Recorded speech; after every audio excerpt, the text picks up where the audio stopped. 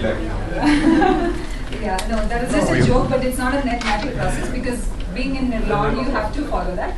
So jokes apart, thank you Sunil for hosting us. A quick introduction of Sunil. I'm sure all of you have read, the profile that I shared earlier. However, just a few things that I would like to highlight. Sunil has, signed up with Time Mumbai as a charter member very recently, and with the rich experience that we saw, we said we must do a session immediately with Sunil and Harry. Yeah, and few words about Sunil. I found few things that I should highlight. There were certain things that really came out where we said that he's the man who's run the most number of data centers in India. Now, there are quite a few people here from the technology background, so we have always, as usual, a lot of people from tech and outside. It's always a mixed bag in terms of domains. But we will have a good amount of at least 40 minutes towards the end for Q&A. So while I've requested Sunil that we will be talking general stuff around entrepreneurship, about systems and processes, but if you do have specific tech questions as well, the rich experience can definitely be leveraged with Harry and Sunil both. He's joined up NetMagic in 2010 with a mandate to help it scale, and I think in less than 3 years he's helped it to grow threefold, which is I think brilliant, because the thing is, it's you're taking a company which is already at that particular level. It's not even like a startup or an early stage. One which is already a leader, and then helping it to grow further. So I think there's so much of experience and so many things. We were just talking, Sunil, Harry and myself, before the session, and we said, looking at our entrepreneurs, we all understand at early stage, startup stage, there are a couple of years that we are struggling to get all the pieces together. But when is the right time that you reach that particular threshold to start weaving in the systems and processes? So, of course, there is no magic formula that can tell you, hey, this is today that you must start. But I've requested, Sunil, to give us some kind of pointers out of the experience that when you start feeling that, okay, this is a good time, we should start looking at systems and processes now. And also reasons why, which are very obvious and evident, but would also ask him to speak a little bit more on that. So I'm not going to take too much of your time. We are going to, as usual, keep it very interactive. I'm going to request Sunil and Harry to speak first, the first 45 minutes or something, and then we'll open it out to Q&A. Yeah? Do you want him to introduce, or would you? No. As we all like. So what we do is during Q&A, we can have each one of you introduce yourself before you ask the question. Good morning. Good morning. I think when she said that the nice journey to NetMagic, I think she was referring to the roads outside. I take those roads every day. Possibly you have taken it only today, so that's always a good experience. That's why you're so fit. Exactly. You get all sorts of insurance, my insurance and everything. Mind you, we don't get burgers when we reach home.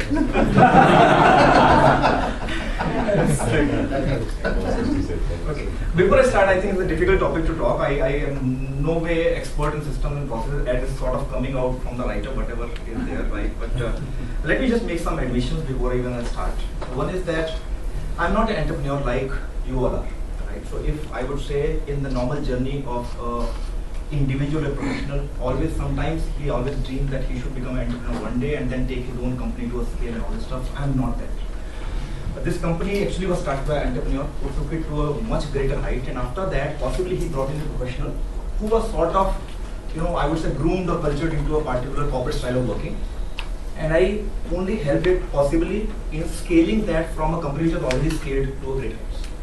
And possibly that is also the subject of today's discussion, that a company which is already, I would say, is an entrepreneur-driven company. There is a stage or a threshold which comes out where beyond a point, if you want to scale it to a much larger height and when you want to really go to that exponential jump, it becomes imperative that you start bringing in those systems and processes, a deterministic way of working, so that the system starts running on its own. It does not anymore depend on, I would say, individuals' directions or individuals, guidance all the time, so that you can just run it, because suddenly the number of employees grows, You're studying the number of customers grow, the number of processes, the number of complexities, the touch points in the environment. Everything grows so much. The system has to start driving on its own, right? So that was the first point.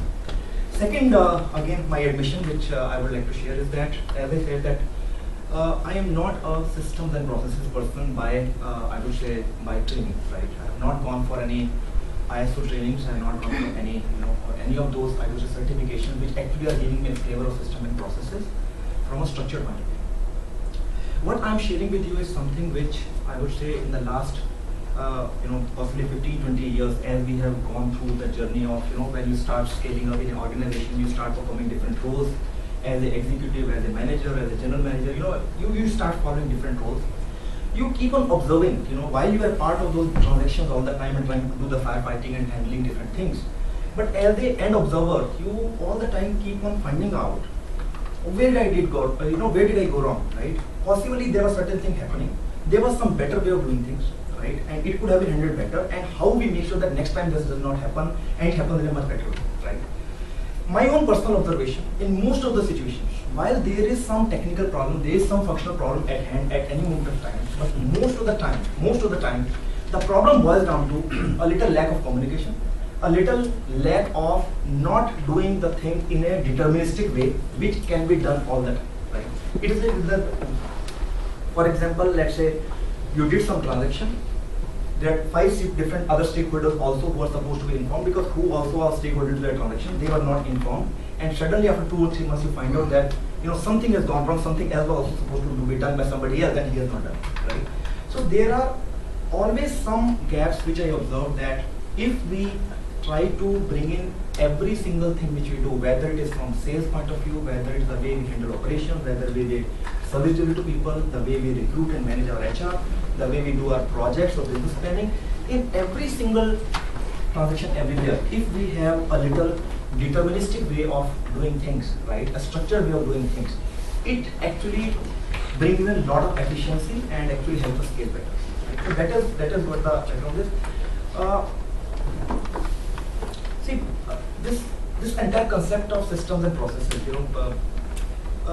this is not something which I'm talking about some large elephant, or anything like that. At the end of the day, the way I take it, the basic definition is just for everything you do, which is a small thing. I'm not talking about a whole organization as a whole. Anything you small do, basically you have a particular way of doing things. I think that is what is the definition of system and processes. You may have a lot of jargon-driven definition, but ultimately it is just that whatever you do, you have a structured way of doing things. What is the first step? What is the second step? If after second step there is a decision, what will you do if something like this happens? What will you do if something like this happens? If this happens, where do you go? If this happens, where do you go? Who do you all inform? How do you capture the things into forms? How do you capture into templates? How do you report? How do you monitor? How do you track? How do you improve? I think that is what we all are doing. I think day-to-day life, we all know what I'm talking is something which day-to-day we all are doing all the time. It's only that what we try to do is we try to put it into a written structure. A written structure which is not written by theory, right? A written structure which we have observed ourselves as something which works for every single transaction, and then we try to implement it and keep on improving it, right? And that is what what all I'm talking about is systems and process.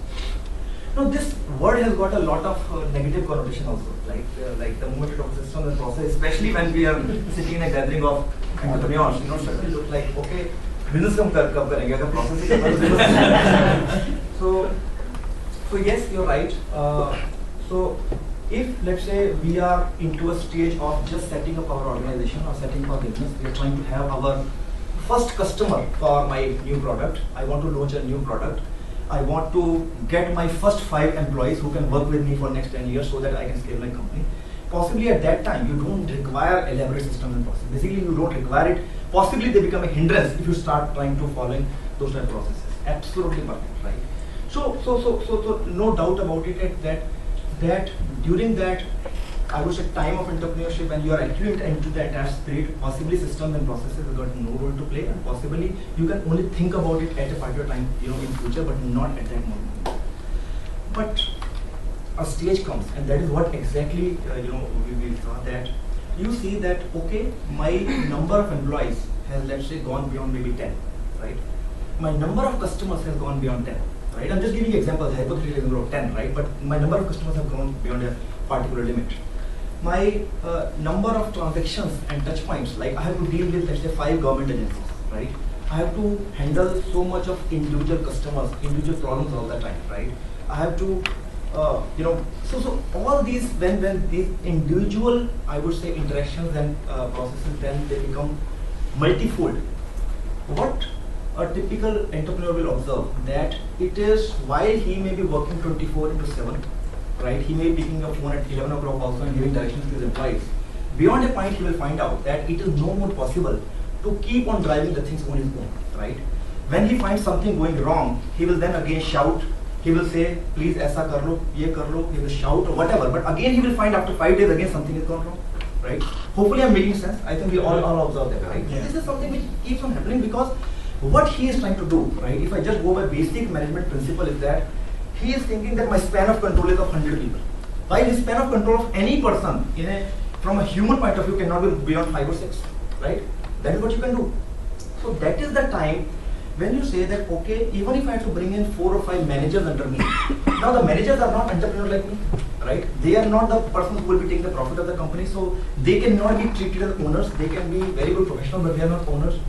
If I have to, for sure, delegate to them so that they can drive the company, I also need to think that when they work and use their delegated authority, they will be doing it exactly in a particular deterministic way, the way company wants them to work. And that again means you need to bring in certain policies, certain systems, certain processes, so that while they are using their delegated authority, they are doing it exactly the way the owner wanted him to do, without the owner doing it himself, right? So that is that is the stage when it comes that you need to, the moment you have thresholds, and I cannot really define the threshold myself. Those are the thresholds of, if I say number of employees go to that level, or number of customers become that much, number of transactions become. No, I don't think that I can define that threshold. That threshold is something which you will observe in your respective industry, in your respective environment yourself. And I would say the gut of that threshold will come to you yourself. The moment you start observing that, it is no more possible for me as an individual entrepreneur to keep on driving the things the way I used to drive possibly 6 months back. Maybe the time has come that you start, for every single individual process, you start putting in a structured process in place, right? Let me now give you an example which I share in many of the forums, but let me give you an example and why sort of I was asked to speak on this, and why I observed some things and I implemented a lot of things in NetMagic. See, I have a long history of working with Reliance. I worked with Reliance for almost 10 years, and I think the moment you say Reliance, you can understand what connotations come in. So typically I was known as a person born who had, dead bhi wahi hoga, things like that, right?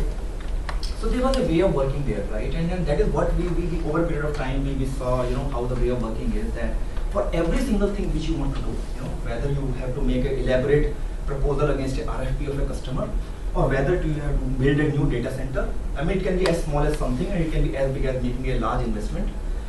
There is always a structured process of making business plans, due diligence. You will make a paper, you will do a whole lot of Excel work, you will make projections. There will be 5 stakeholders who will come in. Each stakeholder will have his own say. Maybe there is a technical stakeholder, there is a HR stakeholder, there is a commercial stakeholder. All those people will come in. They will have their own comments. At every comment, you are making a next version of the business plan so that everybody sees their comment. And by that time, it actually becomes ready to go to maybe let's say ADA stage. The top boss. Maybe the version 15 has already come in. And after that, when it goes to at the top management level, and again there are some discussions, and again you have maybe version 20 coming in, right? I would say fantastic process, because when you are talking about investing maybe 100 crore rupees, right? Or when you are talking about taking some critical decisions as to what direction the business will take and all, that type of diligence for every single thing, I never saw anywhere else but in Reliance, and I think that has paid off really well for that group. So that was an extremely positive point. But the negative part, which we actually observed on the field level, it actually crippled our flexibility and agility towards customers in a big way, right? So many times it happened that you start something, initiate the idea. By the time you actually have got the approval after this entire cycle from the management, I think the entire reason of getting that idea had gone, because the market had gone ahead, right? possibly that need of the customer had gone away, right? Or possibly you wanted to put up an idea to maybe put an org structure and recruit some employees. Those employees had already joined somewhere else. Whatever was the original thought behind that entire idea, that itself had gone, right? So that was a particular culture, and which have a lot of plus and minus. And then one fine day, 4 years back, I came exactly in the same room. I joined NetMagic, and I saw Sharad sitting right here, who is our CEO, who is the entrepreneur who actually launched NetMagic, and obviously all the managers sitting in right across this table. And so there was a very good democratic way of decision making in NetMagic. And what I observed is that everybody start talking about, okay, I have this problem. Sales will say, okay, I have to get that customer, I need this support. Operations will say, I need this problem. HR will say, I have this problem and all. What I observed is that decisions are being taken in less than 1 minute. There were decisions which were worth 1 crore, 2 crore. There were decisions to recruit some high-powered employee. There was a decision to maybe put up a new server hall in my data center. There were different decisions, but all decisions were taken in maybe 1 minute or 2 minutes, because the meeting was 1 hour and there was some 20 decisions to be taken in that 1 hour meeting. Right? Again, if you see the pros and cons and possibly where I'm trying to come to, lot of pros to this style of working. One is the company could afford, because the number of employees itself was limited and you had the span of control was limited to some managers, and you were able to take that decision, right? So a lot of pros of that, because immediately next moment the managers are going to the customer, to the employees, and actually implementing whatever has been decided. You don't have 10 chains of hierarchy of people who will be actually giving their comments by the time the entire idea is gone. However, the negative was, which was a big shock to me, because I was, as I said, I was cultured into a particular way of working, is that I could see there was no data or extremely less data before that decision, right? If you are deciding to go for a particular vendor, possibly the data of having gone through 3 or 4 vendors, compared technically, compared commercially, and then taking a decision, possibly it was not as elaborate or as gone through the due diligence process as it should have gone, right? So there was, and it was not possibly the fault of the managers and all, because the systems which were supposed to churn out the data of historical data of be it the sales or operations or whatever was not available readily to managers to take a decision. So they were actually going a whole lot by their gut, I would say by their spirit of entrepreneurship. Yes, ये तो हो ही जाएगा, customer को तो चाहिए ही, कर लो decision, right? So that is what was happening. So again, what I'm trying to say is that there was an environment, there was pros of doing a particular way of working, but there was cons of doing it. But same thing I got there, that is absolutely the reverse way only. The decisions are so fast that I was thinking that possibly I will try to reduce some of the processes of what I used to follow in Reliance, and possibly in NetMagic I became a totally reverse person, that I was thinking at least which process to follow karna chahiye.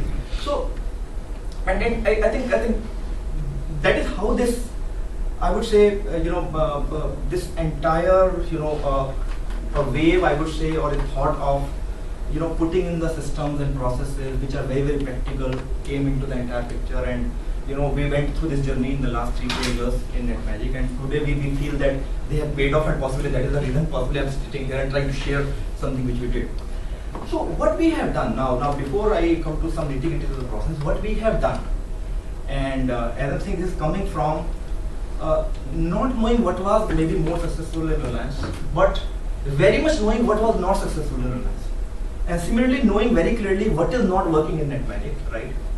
We actually came up with our own idea that we develop some processes which are like ground level processes. We are not talking about some vague macro system with a lot of jargon which nobody understands and nobody follows. Let's come to every single thing. We will try to make some processes, and in every process we have actually incorporated a process to bypass the process as well. Right. So let me share with you. So that is like so let me share with you what I'm saying. Supposingly we have, like, in NetMagic is delivering services, and 24/7 we deliver IT services to our customers. So anytime a customer, let's say a Make My Trip or Flipkart, in the night 2 o'clock also their side something is happening, somebody is purchasing something or whatever. So they cannot afford to have a downtime even for a 1 minute. Right? It's very clear. They cannot afford, right? That is an extremely critical business. Or possibly a stockbroker like Indian Line, in the daytime, 12 o'clock something happens, you know what will happen, right? So the business is very critical.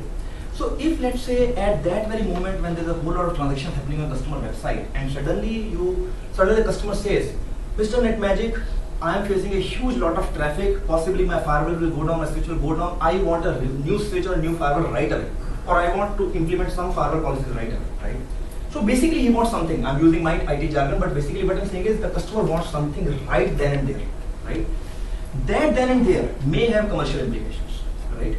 Obviously, it means the customer need to pay me some incremental money because he had not contracted for whatever he's asking for, right?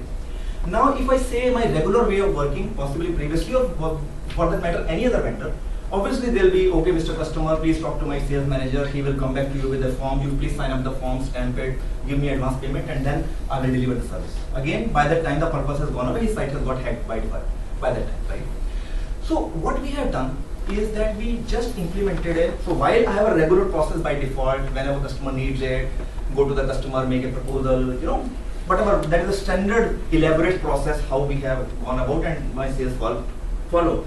But at that time, there is a process we can written now. Okay, if a situation something like this comes, at that time, you still there's an online way of making a customer application form, right, which in my system sales guy make that form, send it to the customer by email, get a okay from the customer on email itself, and then that email will go to somebody and he will deliver the service without getting a customer signed thing over. Small, I would say, a very, very small way of just to make sure the customer signature process is avoided and we deliver the service. Now, this is, I would say, first bypass we have taken, and just make sure that then the account manager who actually was wanting to do that, the customer wanting, you are getting an email signature, and then we also as a process put accountability on that sales manager that you will actually get it regularized within next 24 hours. If that does not happen, the concerned sales manager gets a lot of negatives into his KPIs. Again, it's a system driven thing. It is not like it will come into email, somebody will see, somebody will not see. It is all system driven. Automatically, there is a negative going into the salesperson bucket. So he will make sure that while we are giving a flexibility to the customer to deliver a service right then and there, but the system is also recuperating itself that within 24 hours, that deviation which you had taken, that deviation gets regularized and you actually get a signed form from the customer right then. Now there may be a situation in which happens night 2 o'clock. And again, let me give you some live examples. Like night 2 o'clock, let's say this IPL was happening and Star TV's online site was running in here. And night 2 o'clock again, suddenly Star says that lot of traffic because all the matches are happening in night, and you have to immediately put in some 20 instances of cloud on my site right now. Right now, that is a huge money. 20 instances of cloud was equivalent to some 20 lakh per annum worth of money, right? We again, at that time, there was no time, nobody in the office, and there's no time for anybody to actually make an application form and then send it to customer or whatever. We again have what, so it is not again at that time, the customer or the sales guys are just going helter skelter and then just trying to find out how to handle it and then possibly getting to 10 people trying to do something, So what we have done, again we have envisaged this situation, that yes, one is that we will not kill our spirit of customer responsiveness. If customer wants something at 2 o'clock in the night, we will give. So that was one clear thing that we will do that balance. Because the system and process does not mean we will kill our, the key DNA of the company, which is customer responsiveness, or let me call it entrepreneurship, right? So we retain that, but at that time also we put a written process. Okay, customer will at least send a mail. Everybody has got a BlackBerry, right? Sales guy will respond to that mail by writing, okay, Mr. Customer, these are the services you are taking. This is the price of the service. Please send just a okay to that mail, and we will deliver that. Now, because this is the extreme level of bypassing, right, of all the processes, and you don't have written records and contracts or whatever, at that time we have put in, okay, this type of bypass, let's say, will come only to me, right? No other manager can take this decision in the system, for example, right? Or you define some person in the company. That person will talk to 2 or 3 people, will understand that yes, this type of bypassing is required. And then while he says okay, he gives the direction to those 2 or 3 people who matter, who need to deliver that service. But they will actually make sure that 3 or 4 people who are supposed to be in the regular process, the stakeholder regular process, they all are actually marked into that mail. And those people, which is sort of some back-end department who is supposed to track it, they will make sure that again in the next 24 hours, the customer is approached by the sales guy with the proper form, and the sales guy gets it signed off on the customer. So I just gave one example. If you have found out this was not something of a great shake example, right, which was like can be quoted or whatever, and that is where sort of I try to dispel the, possibly you can say, myth. The systems and processes do not necessarily mean that you have to actually kill the way you work, right? It was just an example of that you have put in a standard process. 90% of the time that process actually works absolutely well. The sales guy will do all their diligence of getting a code, getting the advance payment, getting the contract signed. It goes to my backend system, it goes to service delivery implements it, they write a welcome mail to the customer, they keep on delivering. It keeps on working beautifully without anybody intervening. Rarely those type of situations will come to anybody at the senior level. But what you have done in all your processes, I just gave you an example of one process of service delivery to the customer, where in that process we have actually envisaged at what situation that need of NetMagic to deliver a service bypassing the processes will come, and how do we ensure at that time we still deliver the service immediately, but make sure that within 24 hours the processes actually are brought to the normal state. Basically, you regularize whatever deviation you take. Yeah. So this was one example. And same way, I think we have tried to do. This was a sales example. Same is the case with, let's say, procurement, right? We actually, So again, there is a one end which typically all the large companies follow, that you actually make elaborate RFP. You go to the vendors. You have 5 vendors coming in, and then 5 vendors will give their quotes. There's a technical comparison, T1, T2, T3, L1 comparison, L1, L2, L3, and then you try to make a decision, right? Now, I think nobody will doubt that process is required. That is how you try to bring the cost of your procurement to the organization, and any cost saving there actually becomes the profit of the company, right? However, again, if you try to follow that process, right? If you don't follow that process, it is extremely bad. So that process has to be followed 90% of the time. But there are times where we have seen, again, a situation like this: a customer needs something, right? Or maybe I need to do something right now because there's some compliance issue in my data center. For example, something is there, or maybe some physical fault is there in my building, and something has to be done right now to close that thing, right? Now at that time, if you try to follow a complete elaborate process, again you are wrong, right? At that time, again, the whole point is, instead of going helter-skelter, you try to make a bypass process, so that at that time, how do we handle that process? Maybe you just call up the vendor, make sure a written email goes to the customer vendor. The vendor actually delivers whatever is required, and then within 1 day or 2 days, you actually are trying to regularize this thing, and there is a process how to regularize, right? So now, so these are like cases of individual processes where you have made the individual processes. So similarly, I will say in your organization, there are certain processes you will find they are sort of applicable in general for organizations, right, irrespective of which industry you're operating. There is a process which is like right from, let's say, customer application form, or let's say customer order form, to cash, right, which is cash to cash. We call it cash to cash sometimes. Which is basically making a proposal, getting into negotiation cycle, getting the order, delivering it, supporting it 24/7, raising a bill, and then basically getting the cash. That is basically one process, I think, in every company you follow, right? There is a process of purchase to pay, right? That you are purchasing something. There is a process of how do you purchase, and then basically you are going through the cycle of purchase, getting it delivery challenge, and then basically making sure that the technical team is actually validating whatever has been delivered, and then it goes to procurement team, they validate it, it goes to commercial team, there is the check, and the payment is done to the vendor, right? There is a process of recruit to exit, right? From the time you actually are hiring an employee, right? Or I would say from the process of identifying the need of hiring an employee, right? Where also, I would say, a big process is required. Instead of somebody says, oh, I need a person, okay, please go ahead and have it. I don't think any of us can afford it, right? So how exactly, as a part of your annual plan, how do you identify the need of a person? Then how it flows into HR, how that interview is done, how that interview is scaled up, so that it is not like happening in an oral way that people just get away with whatever they are doing. How that offer is made, how the diligence is happening during that offer, how the person is onboarded, how the person is trained, how he does his work, and then how the exit is, right? At maybe after 2 years or 3 years. So possibly the 30 or 40 minutes did not allow me to actually get into the nitty-gritty of that. But what we have done, and I just gave you the sales example, what we have done in each of these processes, while we have tried to write some very practical workflow-driven processes, at every process stage we have written down what are the templates required, what is the input template, then what is the monitoring template, because every process ultimately results to some data, something being done, and how that data, some automatic reports are generated from my back-end automated systems, be it a HR system or a sales system or a SAP system, that every day the concerned managers are getting a online data, be it every day or every week or every month, you're actually getting the online data as well. So what you are doing, that you are ultimately, and in each of the process, by the way, in each of the process, I gave the example of the sales and how we bypassed and then regularized it. Same is the case with, let's say, a hiring process as well. That while we have an elaborate annual operating plan, right? In the annual operating plan, I have my revenues, I have my costs, I have my capex, all those things are there, and it clearly defines, right? That itself is, by the way, is a huge process-driven thing where we actually have defined every single, to the employee level in each department, which employee at which level can be recruited in this year, right?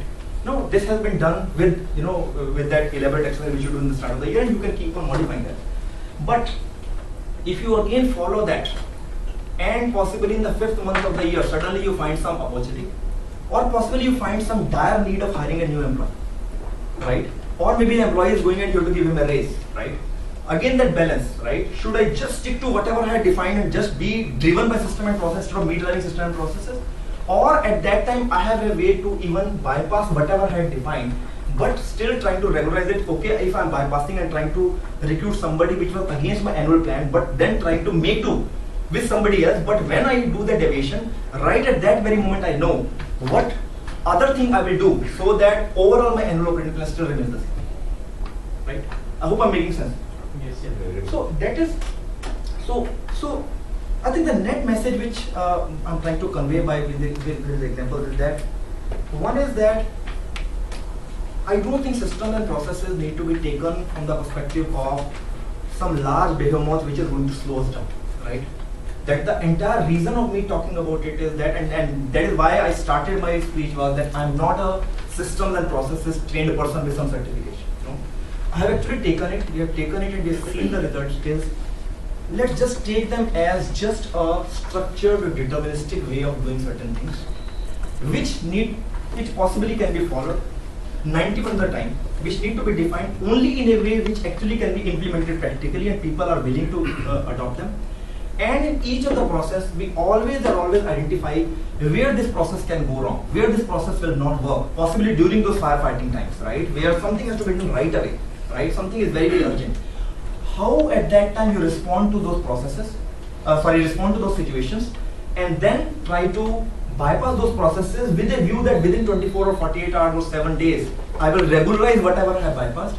That is something which makes a very, very practical way of implementing the things. So you are able to scale up, but at the same time you are able to take care of that needs of speed and agility which all the companies like ours require, right? Now,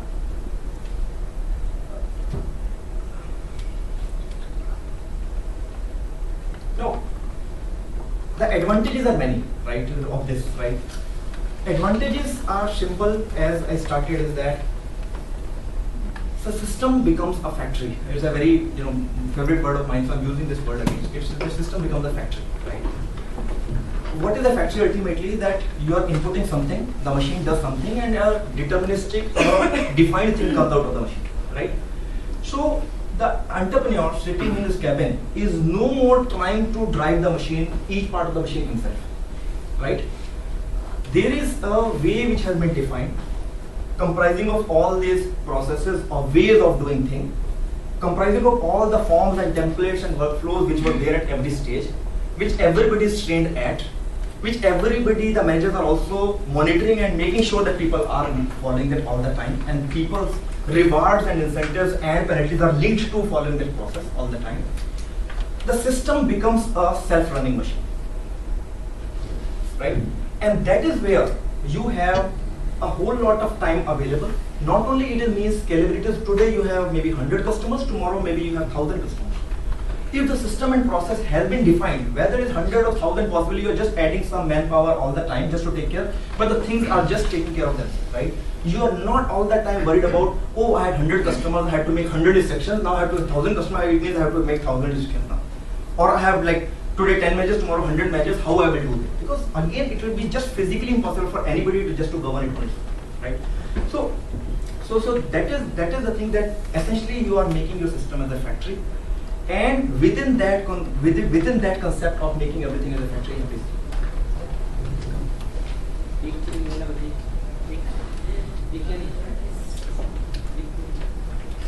And within that entire concept of making the thing as a factory, you are essentially making that because at the end of the day, this factory or this machine is not made of non-living things. It is living things, living human beings, employees and customers and all who are part of the factory. So you make it as a factory, you make it as a machine, but at the same time make provisions that if required, the machine can work in a different way. And after 1 or 2 days, you again may bring the machine to the normal stage. Right? And that is what we try to do. Right? So I see, frankly speaking, and this is our observation in last, I think we are following this journey, Harry knows it, that we are following this journey for last 3.5 years. Yes, if you ask me, was there resistance, was there misconceptions, because you are not doing all things yourself, you are dealing with maybe 500, 600 employees and you are trying to make everybody reason, and the notions and concepts are there, right? At every stage, we've actually gone through that entire cycle of getting into minutiae of working out the individual processes system, making sure that the people are aware about that, people follow that, and people find reasons of that. Even if somebody says, oh, ye nahi chalega, waise nahi chalega, we actually have, demonstrated that nahi ye chalega. And my own observation that once that system was introduced, and if you have done your diligence to the last mile of every single detail of any system, be it a manual process you have implemented or be it an automated system just to automate that process you have done it, you will have resistance, right? But till the time you have done your homework very, very well, you have done your diligence very, very well, and the system you have implemented it and made the, as I said, rewards and penalties and all associated everything with following that system, you have seen that people have actually in the end have started liking it and saying that agar ye system na hota to hum pata nahi kahan. Right? We have actually seen those examples happening, be it in our sales process, be it in our operations process, be it in our HR process. So we have seen that happening. So and possibly that is one reason which we know that today, while at one time every year as per our growth we were recruiting many employees, every year we were recruiting many employees. This year we actually recruited maybe 1/10 of what we were recruiting annually, because the things have become so much deterministic that you just add whatever is just bare minimum required to just scale up. Whatever is required, for example, in sales or operations, in all the backend system, the things have started flowing. When I'm saying this, does not mean everything is perfect, right? I think in no system anything can be perfect, right? We are still trying to tackle maybe our tens of other gaps which are there all the time, here or there. But what I'm saying is that you keep on identifying them, right? Every day, I think you see Harry's table or my table, we will have some 10 dashboards on our table by default produced by the system, right? Maybe some auto email generates from some sales system or HR system, maybe something coming from the backend department. So that dashboard is something which we created some 3 years back. But that dashboard actually gives us that net of every single thing. How much sales is happening, how much customer complaints come, how much employees have been recruited, where is my cost going, where is my revenue. Everything you are able to see it on a daily or weekly basis.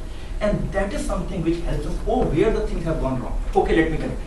Possibly you have again found out some problem, some gap. Oh, this was a process gap. Okay, let me correct it right now. Next time, you can identify after 1 month, maybe it's not. Right? So this is about a little bit on, so this is about, I deliberately touched only on the process part and not the system part, system in the automation part. But the second part which we have done on the top of this, so first part was making the basic fabric of the process in the organization. That was the basic fabric, And when I say process, need not be automated, it can very well be manual, right? Process is process. You can very well run an entire organization without having any automation till the time you are following those processes absolutely perfectly in a manual way, right? Manual means the forms, templates, and all this stuff, right? Again, a point will come that manual way of working when scale increase may not work, right? Even though you are following all the processes. So that is the second stage we actually adopted, which was actually parallel to, you cannot call it first stage and second stage, they were not necessarily following each other, but at every stage we have found out always reasons and ways to automate everything, right? So today, if you ask me in my industry at all, right, I cannot comment on other industries. Possibly NetMagic would be the most automated one, right? So all this sales process I was talking about, for example, we have implemented a CRM system, right? that CRM system, the amount of customization we had done in the CRM system, right? We have actually, when NetMagic got acquired by Entity, and there were a lot of delegations from Entity which keep on coming in the last 1 year since the time we got acquired. And there are some big strategy and working groups which are working in Entity on different aspects all the time. It's a large behemoth worldwide. We actually have got, they went through our MIS, they went through our systems and all, and almost every working group of different thing which has come up, he says possibly we would like to replicate your process and systems into an Entity, right? In many cases, right? Be it our SAP, the way we have implemented our SAP, or be it the way we have implemented our entire CRM system, right? So today, again giving example that today we have in our CRM system, we have inputted our entire product module, for example. I have like some 1500 individual product codes which I sell, for example, right? We have actually inputted the 5 level of prices into that, right? What is the list price, whatever is the closing price, whatever is the right price, what is the cost price, you have put in all this stuff.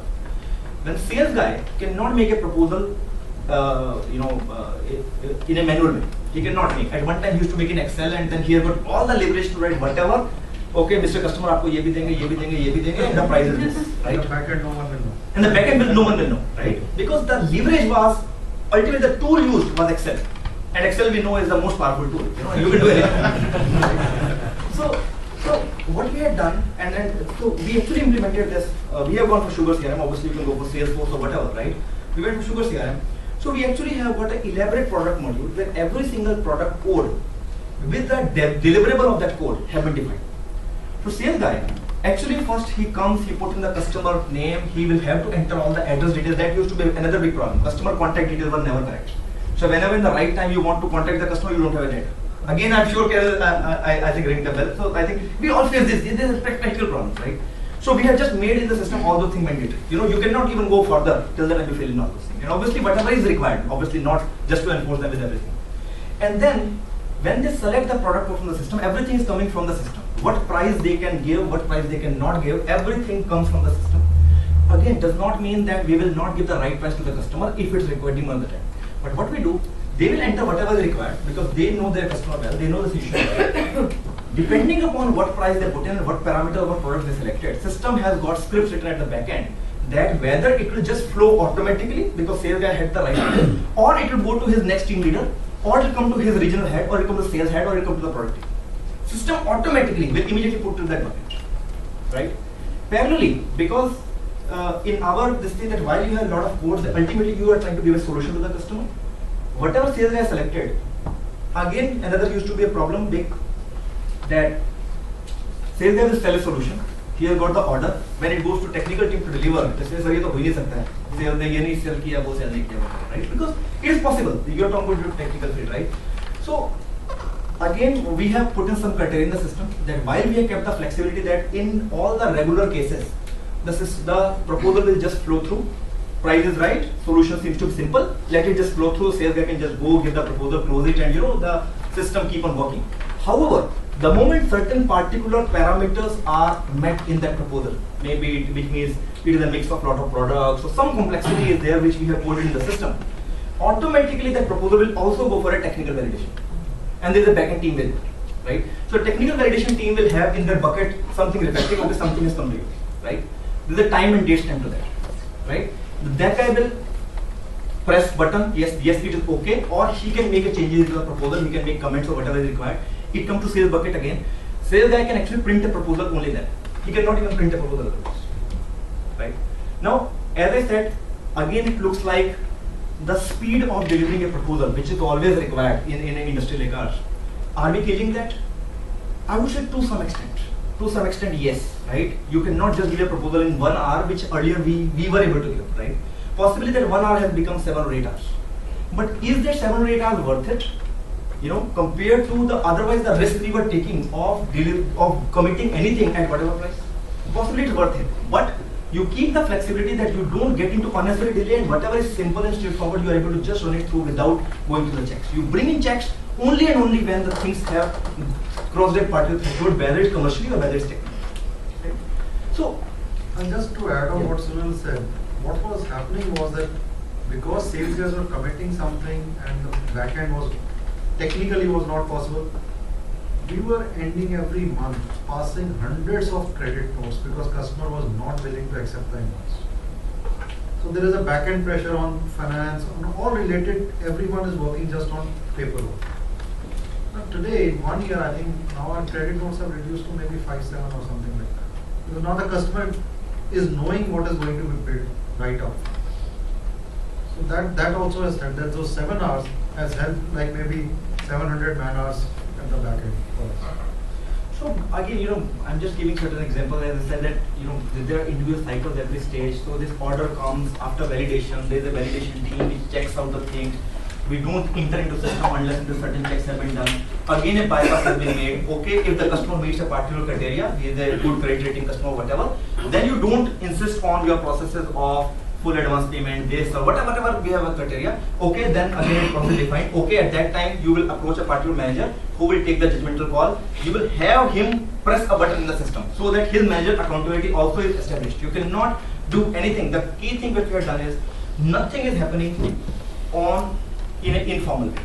Nothing is happening on an oral way, nothing is happening on an email way, because business transactions, while you can good to do discussions and brainstorming on emails, basic directions is good to be done on email.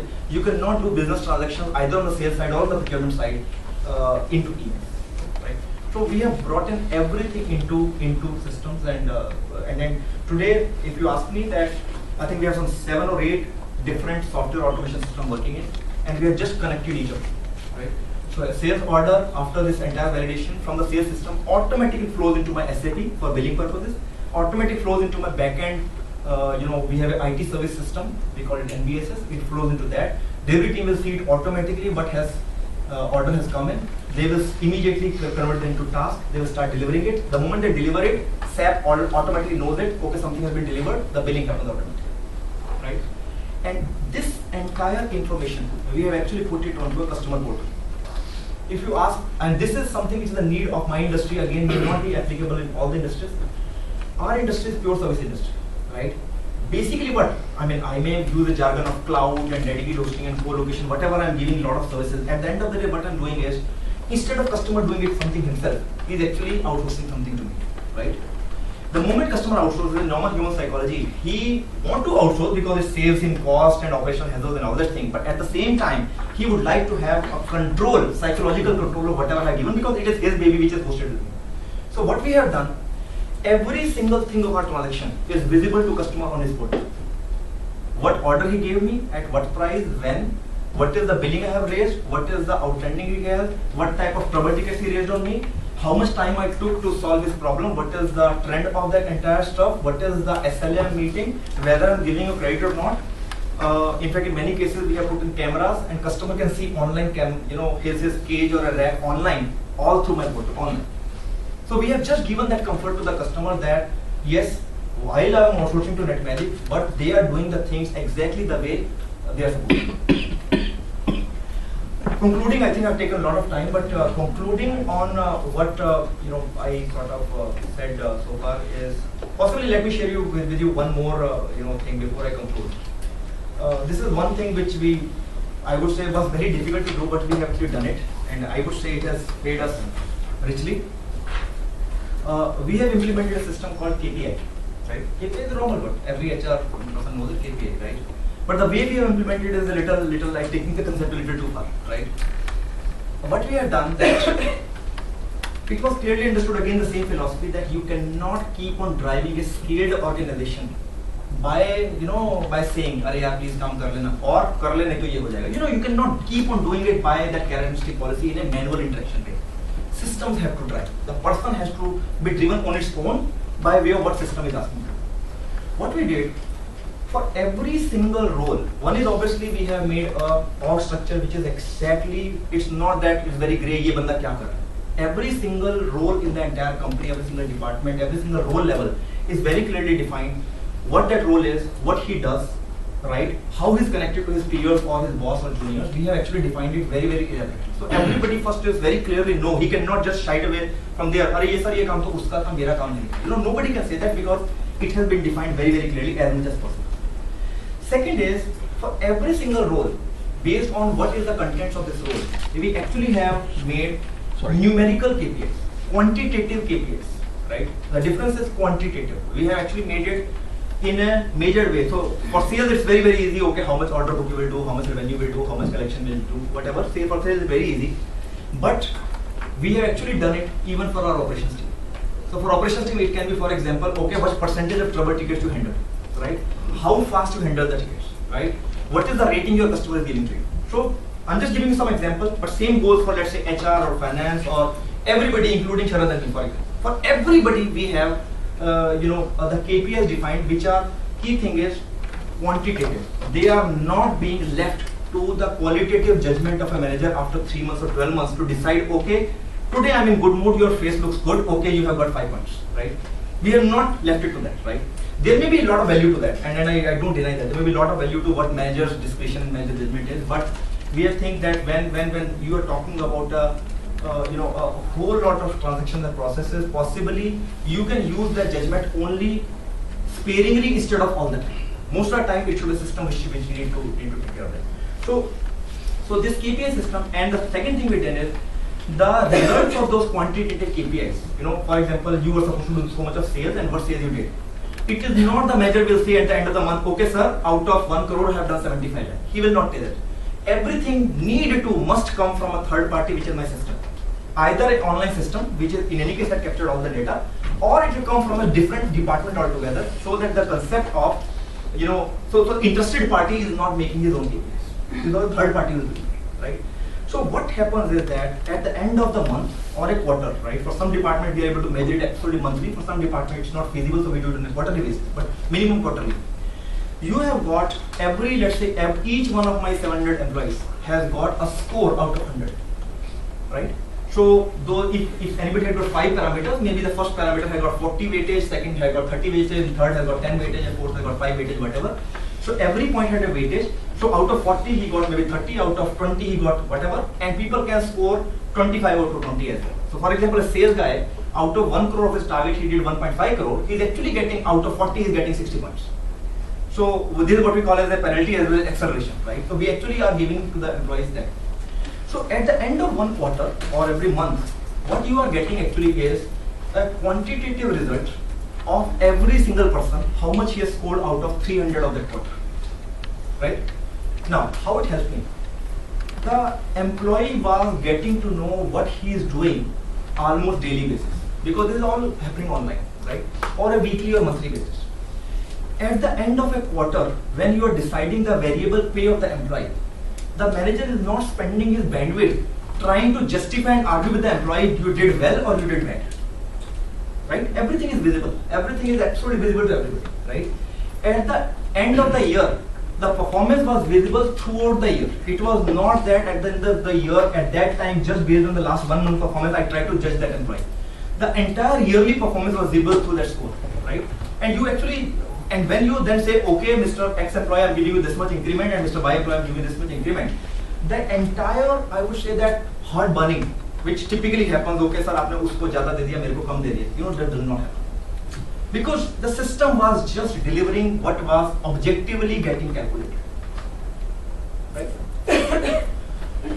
No doubt, this becomes a little too much, and yes, these numbers ultimately are linked to variable pay. Every employee got a variable pay, which can be 15%, 20%, 25%, whatever, and that gets paid automatically from the system automatically. So what is happening now, if you see, because people know this, my performance is linked to my variable pay, yeah, he will just deliver the things on his own. The manager need not drive him. The general manager need not drive him, right? It is just happening on its own. So, in conclusion, what my submission is that this entire thing, I see a lot of benefits, lot of pluses of this entire way of working, I would say. I don't see any negatives. As I said, it depends so much of how we went about it. If we went about it in a theoretical way, as I said that, okay, today I have to build a process system, then let me put in something without actually getting into the minutiae. Obviously, it will result into a big failure. The system will crumble. But if we have actually taken care to getting into the minute details of every single step, every single process, seeing that as a whole those processes are also connected and working well, it can bring in a lot of benefits to us. it does need a whole lot of discipline. I think that is the key thing, that it does need a whole lot of discipline. It sometimes becomes extremely boring, I would say, to actually keep on, tracking and monitoring those reports all the time, making sure the regular reviews and all those things happening all the time, and it becomes sometimes very boring. You sometimes feel, okay, let me just do it this, this is the need, let me just do it. Why should I get into that thing? It becomes sometimes a little boring, sometimes I can call frustrating. But if you keep on, I would say, taking corrective action all the time and keep on following it, I think it pays dividends. I conclude.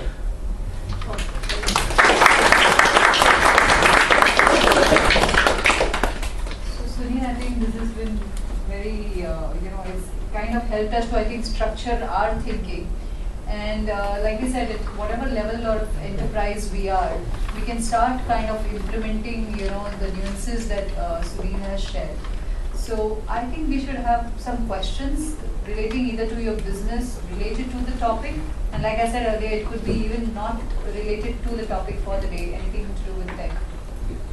Very well covered why the processes are very important, and especially the bypass is a very good insight. The bypasses will help. The problem what we face is, most of the companies, when they are in the range, in the level where they have implemented systems. So few years there were no systems, no processes. Now we try to implement systems. There's a huge resistance which comes up, and that is one. So how do you tackle that? Second is, when you say, of course, you said you have 5 different systems integrated with each other. Yes. So that itself, to get that itself is a major task, which for an entrepreneur becomes very difficult. Absolutely. So how do you approach? So how do you approach in that? Absolutely. So I think, as I sometimes said, that even today I'm tackling those issues. The point is that this is not like you put your hand in the air and these things are done. You cannot do that, because system will just resist it and you will get killed. Instead of achieving the desired objective, you will actually kill the system. You're right. So I think it's just a matter of taking baby steps all the time, right? And that's why I'm saying we are never talking about a process system from a macro perspective all the time. Macro picture and vision should be there in our mind all the time. Ultimately, I want the system to work like this. But in a day-to-day level, we are actually working on, okay, यार इस sales में ऐसा हो रहा है, ये लोग कुछ भी deviation लेते हैं, कुछ भी ऐसे करके आते हैं. Let me give a small 5-step process to them, and this process will be followed, and this process is something which is practically doable, because if you are yourself working on field, you will know that this process works. If you try to just copy it from some process book, obviously it will just get killed, right? If you are doing it, and that is why sometimes I say that let's not even refer to any book or any article on this subject ever. I think it's all conceptual and logical to all of us. What it is that, okay, what the first step, second step, third step, if this comes, what you do, if this comes, what you do. You don't need to refer to anything. It's just, it is our business. We know how exactly it can work well. The idea is just write those 4, 5, 6 steps for that small process at a time. Implement that, keep on monitoring that, find what is the problem, and then try to see, okay, इस case में ऐसा bypass कर लेते हैं, इस case में ऐसा bypass कर लेते हैं. And whatever the result of that was coming in, then we track, monitor daily, weekly. One thing I will share with you on this is that many times again a word delegation is used extremely badly. This is my personal opinion. I may not be the right person to suggest on this. That when we say either we will not delegate at all, right? Because we think that we can do everything ourselves.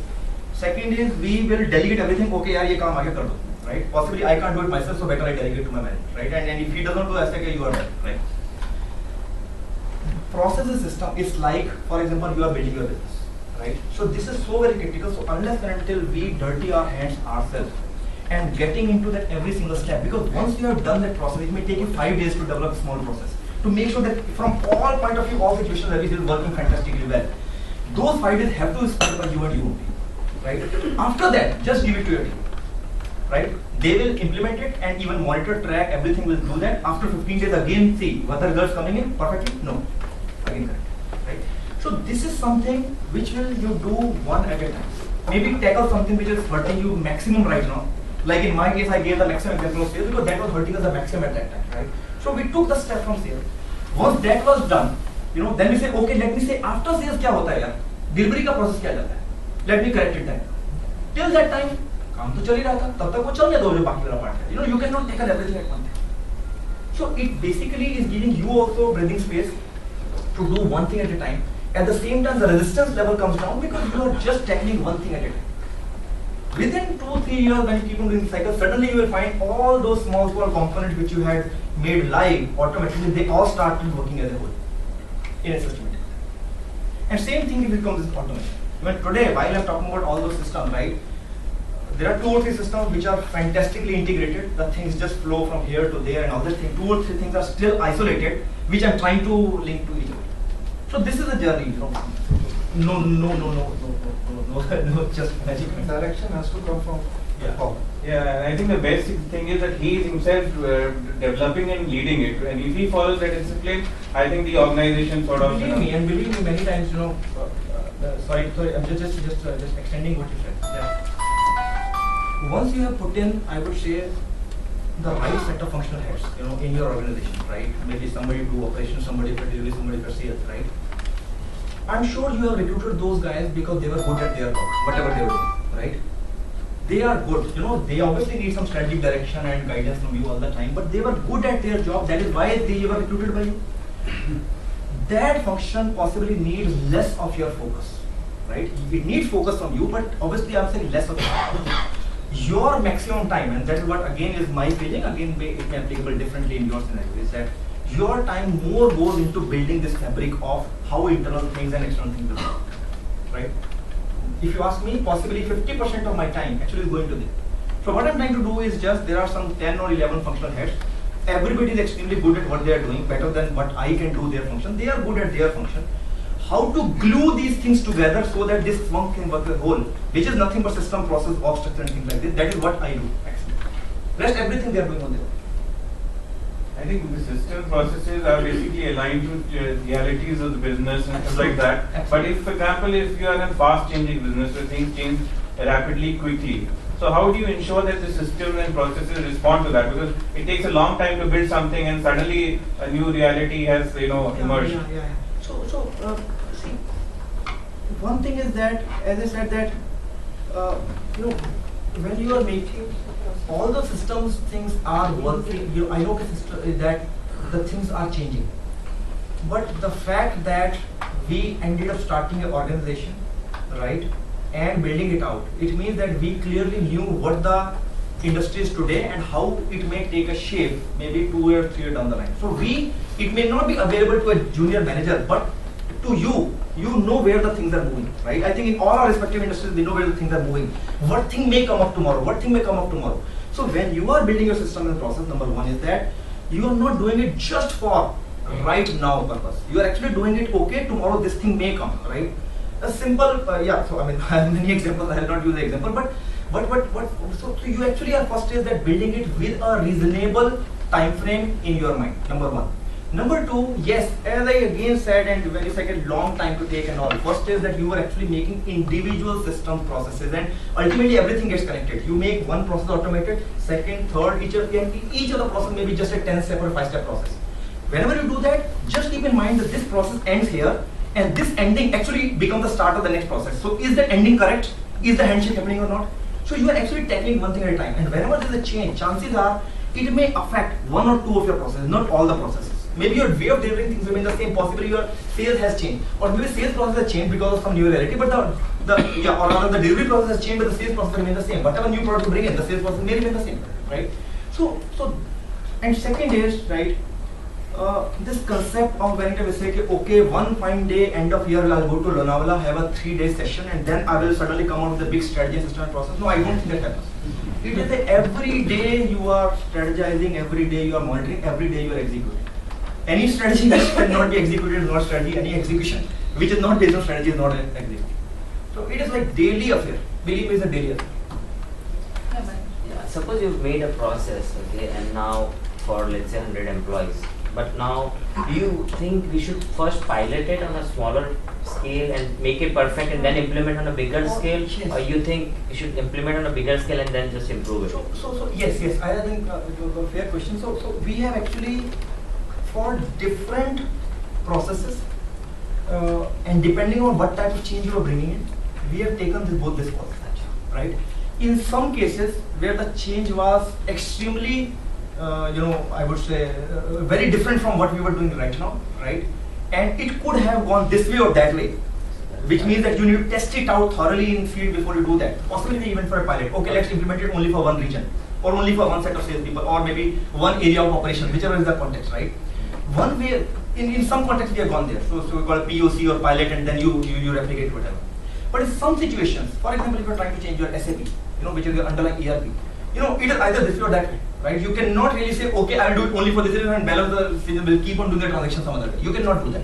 So it will be a situation specific call. Yes, it is always good to do that thorough POC, pilot and testing and all that stuff before you actually launch it online, right?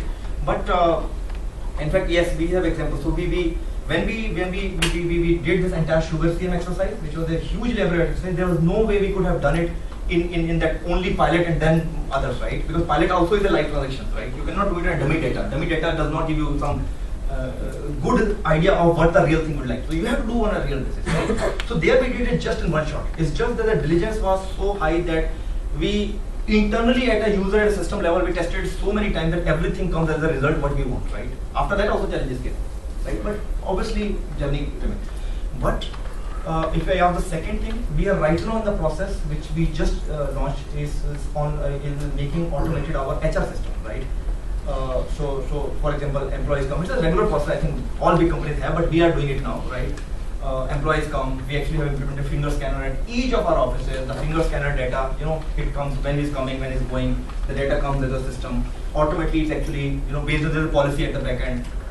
इतने time पे आएगा, इस time पे जाएगा, attendance लगेगा, otherwise उसका absent लग जाएगा, 3 दिन लेट आ गया तो आधा दिन लग जाएगा. We have done all that, right? That is the underlying script.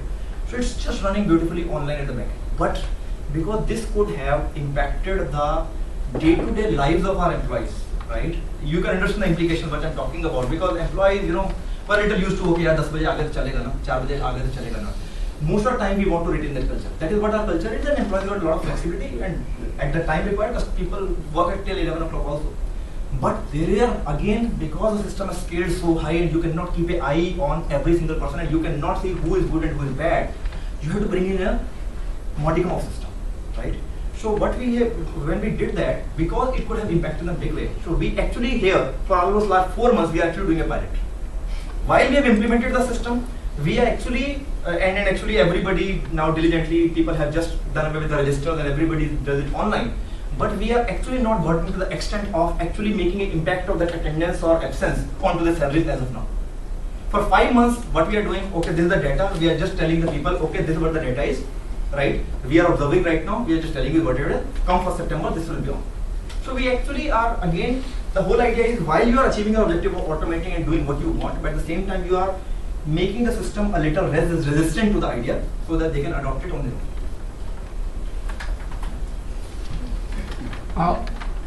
Sunil, maybe 2 inquiries. First, who should define the system? Top management or somebody at the ground level who needs to practice it? And the second would be again, taking Akshay's cues. If there are resistance to the system, and maybe your HR example, how do you handle them? So and then there's a lot of balancing that needs to be done, because somebody who is high performing and he's resisting, and you can't let him go. So I mean. So yes. Can I say something? Yeah, sure. Sorry to interrupt you.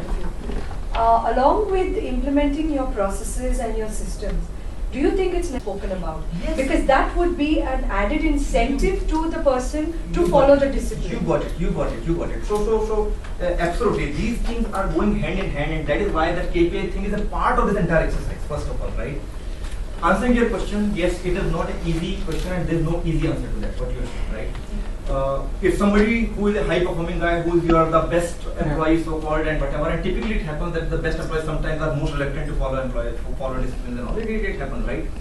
So first is that, as I say again, no clear answer which is 100% right or whatever, but what we have tried to do to meet this. Number one is, first is the overall system, the macro process guideline for the entire system, how the system as a whole will work, has to come from top. If the top is very clear how the thing will work, then individual subset of the system, for example, within my operations, right, how do I handle customers' trouble tickets? how do I respond to them, customer को mail कैसे जाता है, customer फिर दोबारा problem करता है तो मैं दोबारा ticket कैसे open करता हूँ, those are nitty-gritties. Or for example, how do I manage an Oracle or so there can be work, they are not processes, they are work instructions by the way, right? So those are the things which can be left to the individual functions. They are also, it cannot be left to the junior most employee. Yes, junior most people need to be involved into making that, but it has to be again coming from function because it's so critical. Overall system guidelines, overall how the system will work, and how especially the entire business end of the process end to end has to come from top. I can tell you that is the only way, because unless until you show that push, right, with time people will realize that how this system was beneficial to them. But during those entire formative years, till the time that realization comes, unless until that push is coming from the top, that will, you will make the process, you will spend your time. After 1 month, some people will follow, some will not follow. The people who are following, they will say, "यार मैं क्यों follow कर रहा था?" जो नहीं कर रहे थे बोलते यार कुछ फर्क ही नहीं पड़ा. So automatically after 1 month, everything will die, right? Everything will die, and after that, you yourself will not even dare to bring in those processes. So that is why I was saying, I sort of used a simple word, discipline. It is rigorous. Believe me, it is rigorous.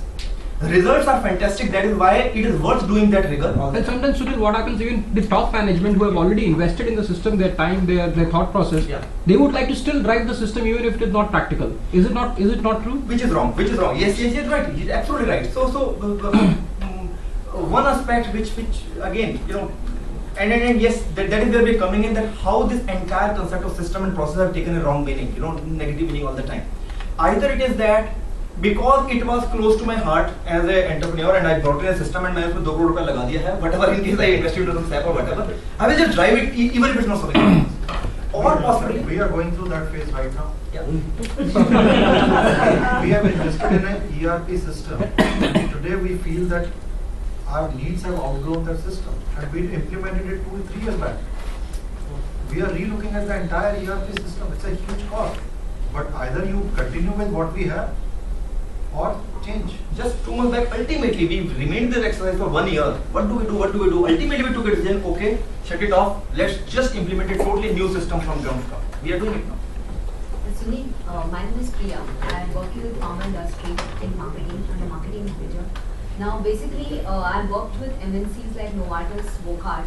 Now what I've seen is, being an MNC, it is totally system driven. Yes. Total. Yes. And compliance is the key thing there. That's correct. If you don't comply, absolutely, they leave on that you're out of cut-off business. systems. You're out of business, right? And similarly, Wockhardt also has that strong SAP and all ERP in place. Yeah. They also do system, but not like Novartis, because that is totally. Now these are highly established companies. They're in the business for several years, globally present. So for them, system makes sense. Yes. And we have to comply with it. Yes. But my question is, if you're starting a new business, so there the entire focus is, we are starting small, would be to increase sales, because that is the stability is the key criteria. So would the systems play important role, or should we look at systems at a later stage, or we have to have that SOPs, standard operating procedures? So I'm confused on that for a new startup. Your question is absolutely valid, and that is where I'm saying that there will be a time, there is a time till where that entrepreneur way of working has to be there. That is the only way you can actually grow your company, because the decision has to be done right now. You have to make your first sale, you have to bring in your 5 employees. At that time, there's not even a need of having some formal system. You can actually do the things yourself, right? You can direct people, and that is the need of the hour, because you have what you want to do.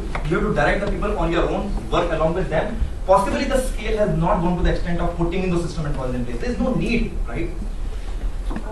Sorry. Just one question. Yeah. I would come to the classic domain of process versus person.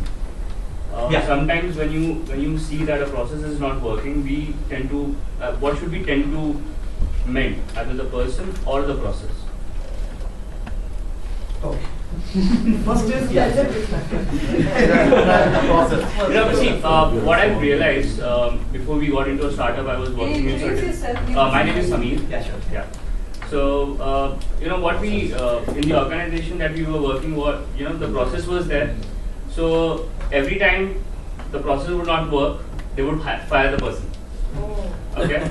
And now that I have a startup, I tried to create a process keeping the person in mind, and I saw the process fail. Yes, exactly. I think you just said it. First is that, and again I am saying there is no easy answer to that. possibly at that stage when you actually having that 2 or 3 employees who are right, who actually are going to work with you in your venture, it sometimes will become difficult to bring in that process, because otherwise वो छोड़ के चला गया तो आपका वैसे ही सब बंद हो जाएगा, right? So possibly, so definitely it's not easy answer, and that is why I'm sort of refraining from saying that bring in this structured way of doing things, right? I'm avoiding the word process system and all. Structured way of doing things, this entire concept possibly you bring in only after a particular stage, where you start feeling that now, because of the scale, because of the number of customers, employees, process, system, complexity has increased, it's not possible for me as an individual to keep on driving. I have to delegate, and if I delegate, I have to delegate in a way that they do the way, the thing the way I wanted them to work. There's no unique number to that. When the number of employees and number of customers become that, when that realization comes, it is imperative that you start bringing in some modicum of processes. Again, answering as I answered to him, that there's nothing like one fine day you say, okay, now everything process, and before that nothing was there, right? Even during startup, possibly, absolute in the day one also, there can always be written, okay, अगर customer का order आएगा तो किस format में आएगा, right? उसमें क्या लिखा जाएगा, उसमें क्या क्या कैप्चर होगा, वो अभी कौन हैंडल करेगा उसको, डिलीवर करते हुए क्या करेगा, कस्टमर को क्या रिपोर्ट भेजेगा, मैं कलेक्शन का बिल कैसे भेजूंगा, बिल वापस मेरे पास कैसे आएगा, अकाउंटिंग कैसे होगा, रिक्रूट करते हुए मेरा इंटरव्यू गाइड नहीं होगा. Possibly you can again, that's what I'm saying, let's not use some heavy word like process system or whatever कि मेरे को तो day one पे करना whatever. You bring in some basic SOPs, some basic way of working. At least mentally you should have that this is what I will follow even right from day one. Sunil, I can add a formalize them after particular scale. A subjective measure to when you need a process and a system, because there is no objective measure existing. Yes. Is that when you get upward delegation, it's a very good sign that you actually now need to put a system in place. Yes, I think a very, very subjective measure. Absolutely. This is a fantastic word actually. When you feel that now everything is coming on me, right? You know first, why don't I make system self-driven? Let the exceptions come to me, and everything else is driven by some policies, some system, some process, some framework which I established, and let people keep on working. And but उसमें खतरा क्या है कई बार that okay something may happen and आपको पता नहीं चला. So this has to be necessarily followed by a daily monitoring, weekly monitoring, monthly monitoring. These things are together, and same way the KPI thing. Yeah. We have linked every single thing to KPI, right? Just to give you some detail, possibly I could have shared you the KPI of my sales. Secondly, Sunil is known as Mr. KPI in the company. That is interesting. It becomes a little too quantitative. But the faster you measure, the faster you improve. I mean, if I measure hourly, I improve hourly basis. So I tell you that for sales, while there are like what we do, just to give you some idea, and possibly I'll share with you that template, right? There is a table which is we call the core KPI table, right? Okay, you will have so much of sales, so much of revenue, so much of collection, so much of blah blah blah, right? That is 100 points, right? Then we have put in, okay, if at any minute we have a typical problem that customer says, okay, I want to disconnect the service.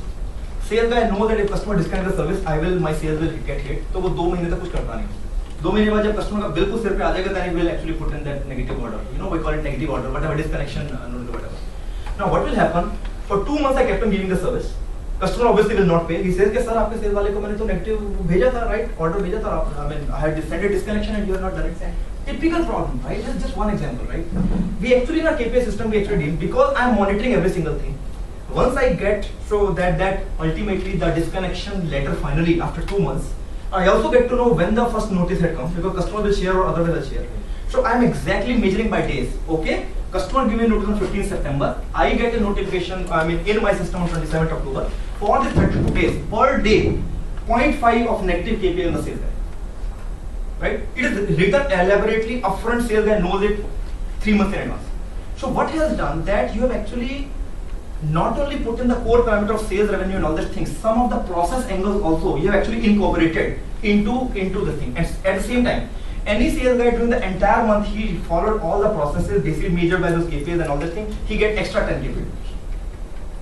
Right? We have in our system some of the people who actually get a lot of negative. There are a lot of people who actually make positive KPIs only because they were following the things absolutely. So Sunil, how do you identify the salesperson? Because the customer must be writing to 3-4 of your sales guys. Every customer got a direct account. So what we have done now is to counter that also. We have given a unique email ID. Every customer has to write into that email ID, one email ID. Meaning? Sorry. It's a customer There is a care central kind of ID, It's a that's central a ID. client services. A right? client So, service. Client services, the NetMagic solution. So along with the account manager, it goes into that central ID also where we can keep a tab. And obviously, just to reinforce, which is another angle of process, that the moment you're driving the process, you cannot just keep it in your heart or on a piece of paper which gets into a file, right? It has to be then percolated downward, not only internally to all the stakeholders, and time and again training and making sure that they understand that, and obviously put in their KPIs, they will understand by default because it will start affecting their KPIs. But also then if that process is going to impact the customer, for example, in this case, like we want for my process to work, it is imperative that customer need to write to a central ID so that I know customer has sent a upgradation, downgradation or disconnection notice. Customer would never remember that. Again, so there, yes, you're right. So what we have done, you're right, that you cannot get 100% success rate. Possibly you'll get 40%, 50%. What we have done is that we have tried to market that through all our means. My bills carry that, my bills carry that pay stub slip on my bills. It gets onto my customer portal, it gets onto structured emails to customer 3 or 4 times because my database is correct, again because of these things and all. And then every single bill, as I said, that message gets carried. So I have a concept of customer engagement manager, they also tell the customer. So again, I'm saying no easy way, your answer is right, customer will not do that. But if you keep on doing that, what you're doing, possibly 50% of the customers will follow that, right? You may not achieve a percentage higher than that. Customer still will have a tendency to talk to his account manager. Right. He is comfortable with that account manager, right? Or he will talk to my CRM who goes to the customer for collection every month, right? Or he will talk to my IT help desk. So again, what we have done, we have envisaged. These are the 4 or 5 touch points. My system cannot be, ठीक है, customer करे ना करे, मैं तो presume कर रहा हूँ कि customer इसी ID पे करेगा. You cannot implement a process which is theoretical, right? So we said, okay, while I will try my best to customer right here and I'll keep on doing marketing and whatever I want. But these are the 4 or 5 touch points also where customer will write and you cannot avoid it. How those touch points, and then we make sure that anything, even if coming to those touch points, while they will start doing something whatever is required to handle that customer query or request, the first thing they will do is actually forward that to DL client services, in that my central ID, right? So the central ID is doing nothing. It's basically backend some MIS person doing something. They will immediately put that into a table. Okay, this customer on this date, this timestamp, this request came, and after they say measure, okay, this is the account manager. He's supposed to handle it in next 48 hours. हुआ नहीं हुआ, नहीं हुआ तो automatic aging में आ जाएगा. अगर aging में हो गया, KPI gets linked to it. Okay. So you're just I mean, again, I think you got it. So I am not talking about some big process. I am actually talking about a way of handling a day-to-day situation and just linking it elaborately to your monitoring, to your KPI, to everything. So things will come into place. Sorry. Sunil, I am Monisha, and my company is from Personal. We are into total HR solution. Okay. Now, I heard you telling me that HR is one system where you couldn't implement the KPI very clearly, or measurable or tangible things were not coming into place mainly because, like for example, the attendance system. Yes. So now when my entire structure is an HR. Yes. Okay. Yes. So HR is end to end. Again, it is hiring people, putting them onto the jobs and Yes. all that. Yes. Now here, how do I have in sales? I have some profit loss. I know there is a customer. Yes. Yes. Whereas in HR, there is nothing of that sort. Okay. Where I can count. Let me How get- do I then make my I got KPI? it. I got it. So again, within HR, there are different roles. As you said, there are recruiters, there are people who are handling the ESS, which is the payroll and other employee stuff. Yes. So everybody got his own thing, right? Yeah. So for example, for recruiters, right? What we have done is that first is that do you have the org structure absolutely defined of every department? Recruitment has to start from there, right? If that org structure is not defined, or for example, do you have every single role defined? Do you have the GD of each other role defined? Is that GD available in my online system? If these things are not available, the HR will get a negative KPI. Now, I tell you, and I'll come to the further points. Now, the HR may say, sir, वो so and so department तो busy रहता है, sir, वो बना के नहीं देता, मैं क्या करूँ, right? That is one of the another basic philosophy behind this KPI system we have. I think no function in the organization can work where a person can just do himself without being dependent on somebody else. Everything, sales depend totally on product to give him the right pricing and right product and everything, right? And to make revenue, he depends on operation to deliver the service rightfully, right? Collection guy will depend on a good sale and good delivery, only then they can collect. Every single thing is interdependent. So this was a huge resistance when we introduced the system. कि sir ये तो मेरे ऊपर है नहीं तो मेरा KPI क्यों काटते हैं? Typically, right? So we said, okay, boss, whatever is your core role, irrespective of the dependency you have, you will be totally and totally responsible for those KPIs, right? Now, if I have made that person responsible, let's say, to make sure that the GD of each role has to be there, crystal clear, duly approved by the respective department and available online, right?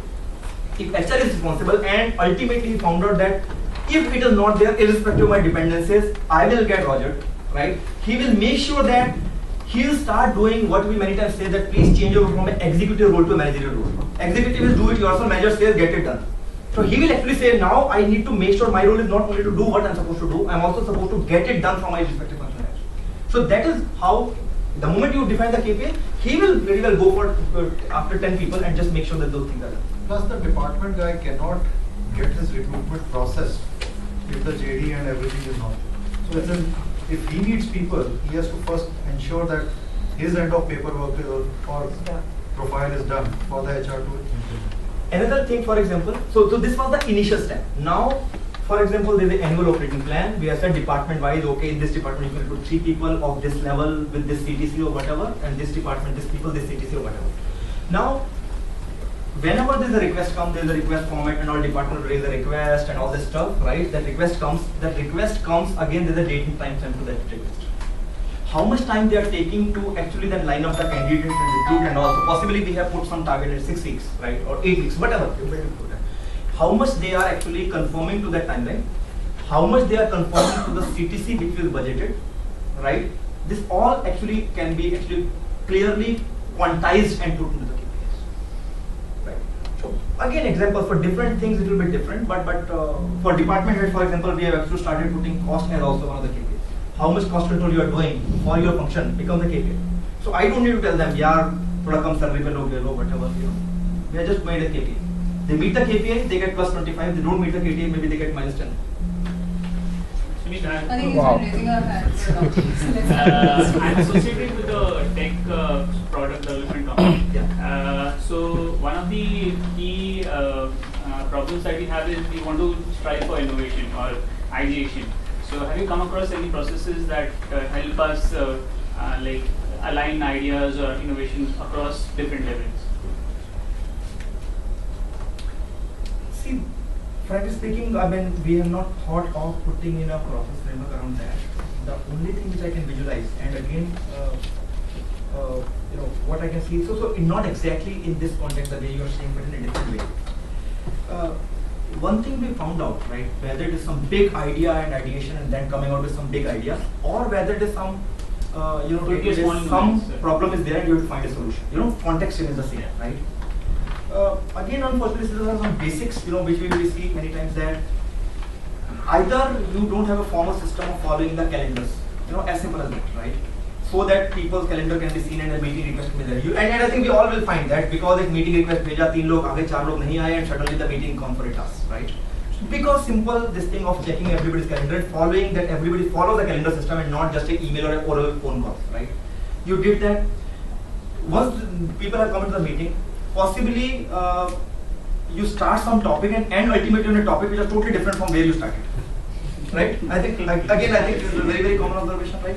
So how much we are able to, and we have sort of, and which is everybody follows that, we actually put in a parking lot right first, the moment you start the meeting, right? This is a parking lot. The moment you see you are going to tangent, go to a little extent. The moment you find that this is going to a little too far, okay, we will meet day after tomorrow to handle this topic, park it, come back to the subject, right? We see many times those ideation meetings actually go for that thing, and you actually meet for 4 hours again to decide when to meet next, right? So to avoid. What happens is there are a lot of ideas at all levels of the company, not necessarily the managers or the heads or the leaders who are thinking or the business analysts, but at all levels, and each idea is not given the due weightage, and it sometimes it leads to loss of a bit of frustration with that employee as well. Just for, if I may interrupt, just for tech companies, Google Ventures has a separate 5-day templatized design sprint, right? Product sprint, templatized. You just need to follow the guidelines. You don't need to just put it up Again, again. if you follow, basically essentially what it is Another that input. somebody had thought of that. Yeah, they have put it down as a process. Captured properly. You know, your parking in a and process, all lane this stuff. parking, and then some idea is coming. Whether the idea has been made a owner, whether timeline has been defined, whether it has been reviewed after 7 days or whatever. At the end of the day, see, again, I am not at all expert on talking about कि वो एक idea था तो technical product क्या बनाना है. That is something that some very good functional experts who are sitting who will do that. And if it's your business, you are the right person.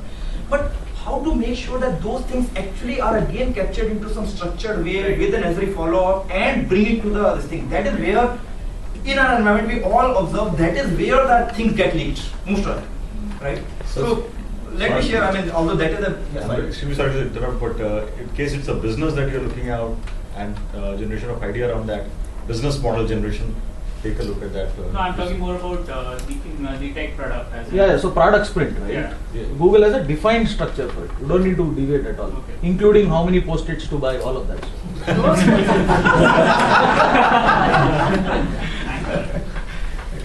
Yeah, my name is Ujjwal Andhari. I'm one of the co-founders of Soxy Technologies Limited, and we have been dealing with you for a great while.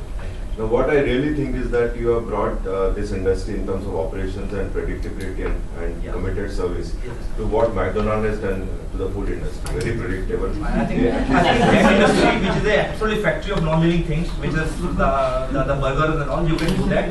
When you are dealing with absolute human beings, you cannot bring it to that scale. Never. I mean, that's my This for the hosting opinion. industry. Now, what are some of the things that you're thinking to do in terms of involving the customers on one end and the suppliers into your system, so that they also become a part of the system? Because whatever you are saying is more to do with inside teams and all that thing, processes within the organization. What about people who want to interact with you as customers or suppliers, like what Dell did? So is that anything that you have? Very frankly, on the supplier side, we have not possibly taken our entire thought pattern, because again, there is a step-by-step thing we are doing, and we are obviously handling something which is more priority, and internal efficiency and things were first priority. So on the supplier side, other than trying to automate my procurement system and all, that is obviously we are doing it through SAP or Microsoft. That is what we are doing it. But in terms of extending that to and I can visualize what all you can do there, but we have not done anywhere. On the customer side, there are 2 or 3 things we do, again as a part of this thing, and I think they are sufficient at this stage, and obviously there's no limit to doing it. Number one, as I said, that every single thing in my backend systems, be it my sales system, SAP system, operational system, trouble ticket system, every system, whatever is relevant to the customer, his various dashboards, right? Everything is available to the customer online. Even today, you go to my Magic, portal, which is the customer-facing portal. Customer gets, whenever customer logs into the system, a system automatically generates a username, password, goes to customer with a welcome letter with a good English and all. And customer then logs in. When the customer logs in, he actually can track how, what the order he gave, what the price he paid to me, whenever the service gets delivered, he actually is monitoring that. When the service actually is in operations, he's seeing, okay, how much is my usage of bandwidth, servers, as per my industry, and obviously different industry can be different parameters. What is his outstanding, he can see that. And as I said, right now we are doing a project, because many customers are large case customers. They have some 50 racks in my data center, right? So there are many required customers say that from my compliance perspective, not only you need to monitor my case, but I also would like to monitor whenever I should have a discussion. Mac karu and Mac karu different matter, right? So what we have actually done, it's very simple actually. All my cameras are digital IP cameras, right? We actually have, the link that feed, integrated that feed of that from that software which actually captures the feed of the IP to my central system, which is customer portal. So customer right now, we have done it on a pilot basis, we are yet to launch it commercially, but customer now, he gets 5 tabs. This is my order, this is my delivery, this is my travel ticket. Now next tab, oh, I am seeing online what is happening in data center. So what I am doing is, as of now, our customer interaction perspective is limited to that whatever I am doing right now and whatever need to be visible to the customer, right? Including like for every customer we have, especially the large, my top 150 customers, we have a big run book all the time. What are the open issues? Every month some engagement measure goes and he actually talks to customers, there are open issues, there are closed, review meetings and all. They all also are uploaded onto that portal. So right now the thing is that we try as much transparently as possible, right, to just push everything to the portal and customers see that. Another thing which we are doing, 2 or 3 things we are doing is every single trouble ticket which gets logged into my help desk, when I resolve it after 2-3 hours and we press a button, okay, resolved. a SMS goes to customer. Again, not very rocket science concept. I think many companies do that, but we just implement it for our industry also. So we will ask, okay, and the question is only, were you happy, not happy? On SMS, you can't ask more than that, right? So things like that. Every month you have a framework of going to customer, having the awareness call and inputting everything. And then the key point is following and tracking those points. It's not कि वो MOM बना किसी Outlook में रह गया और वो folder में चला गया. The key thing is again, are you diligent to capture every single thing which you captured in different meeting and transaction and actually following it to the project, right? Just sharing you one thing which I think is something which I think we have done very good, and I can share with you. Is we have actually come out with a portal called MOM portal, right? Minutes of meeting portal, right? What we have done is that we all know meetings are happening all the time. You know, internally बहुत meetings हो रही हैं, customer के साथ हो रही हैं, vendor के साथ हो रही हैं. All the time we are meeting. You know, all the meetings are required, right?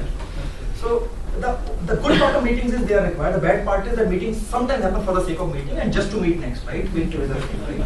So how do you actually ensure, same concept of how do you take the ideas to the final level, is that you need to capture every meeting ultimately have to result into who will do what by when, ultimately, right? Who will do what by when? Simple. That is the ultimately actionable. There can be some decision, there can be some information sharing, but ultimately they are actionable. Who will do what by when?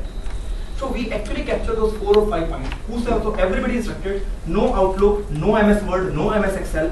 Go to the portal online. When you are in the meeting, just keep on inputting minute number 1, minute number 2, minute number 3, minute number 4. Who attended, backend from my Active Directory, the email IDs of the people come who are attending. When you put in, and you will put who will do by when. By that time you leave the meeting, you press the button, and that meter not only is available in the MOM portal database, which can be seen online, an automatic email goes to all the participants, right? And you can also put a CC to the people who are absent or who you want to inform. They already are there. Now, one is that it is available on the email in a structured way. Number 1. Number 2, what you did, you actually did those qualitative decisions or actions required. They were not numerical. Many times they are like that. Okay, somebody need to do something, whatever, right? We actually capture all those actionables as line item into my database, right? Which has got some person who was supposed to do that by a particular time, right? Now that system, I can anytime go to the system. For example, let's say me or anybody. You go to the system, open the thing, you will get the dashboard. What all things were supposed to be done today, either by yourself or anybody who was reporting to you, right? In the next 7 days, what all things which may have been decided in different meetings at different contexts altogether. Even though you are not part of a meeting, you actually are getting a view of all that thing anytime, right? And system then generates alarms. Okay, this thing is due, is already overdue by 7 days, right? Please take it. You go to the system, again put a revised date. So again, it's not a system बन गया. In any case, revise है. हर एक meeting का जो actionable होता है, date आके extend होती है, right? We all know that. So what we have done, we have kept a clarity. Okay, you can put in the original date will get imprinted. You cannot change it, but you can always put a revised date, right? With a clear remark in written why you are revising it. So you are not only tracking it, you are also putting accountability that people cannot just get away by just telling on phone कि delay हो गया. Okay, you are actually inputting into the system.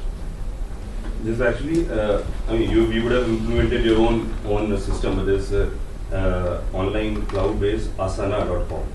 So it does exactly the same thing. So we use it only for MOM. So you can assign who's to do what, when to do. It's overdue and things like that. Yeah, Sunil, can you share some good products that you have been using? Some good products which are available off the shelf and that you have been using.